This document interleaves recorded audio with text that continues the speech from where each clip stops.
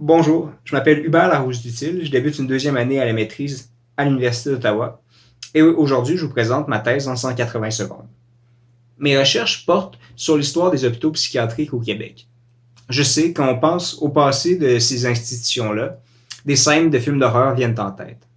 On pense à des salles remplies de patients agités, voire en crise, et puis d'autres au contraire où il y a pour une durée presque infinie des patients en état végétatif. On pense aussi parfois à des croix sur les murs et puis des religieuses qui travaillent silencieusement. Et évidemment, entre cette époque-là et la nôtre, la modernité aurait fait son entrée et puis aurait tout réglé sur son passage.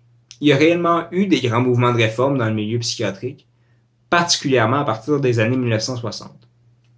Pour plusieurs, le moment était venu de réduire l'hôpital en un outil thérapeutique. Sa fonction ne devait être que la guérison du malade, son retour rapide dans la société.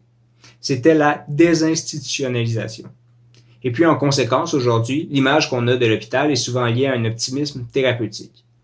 L'institution psychiatrique serait animée par un personnel savant, armé par la science moderne.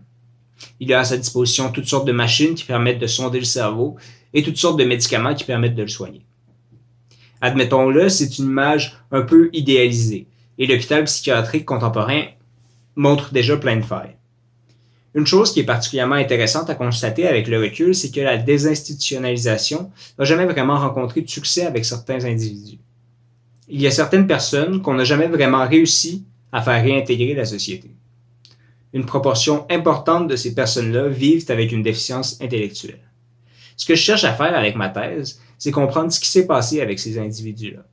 Ces personnes-là qui vivent avec une déficience intellectuelle et qui ont été hospitalisés pendant une très longue période de temps, alors que autour d'eux, dans le milieu psychiatrique québécois, il y a une série de réformes qui se déploient.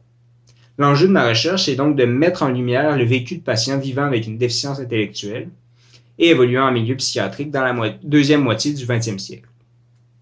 Pour ce faire, je m'appuie sur 14 dossiers médicaux de patients de l'hôpital Saint-Michel-Archange, qu'on appelle aujourd'hui l'Institut universitaire en santé mentale de Québec.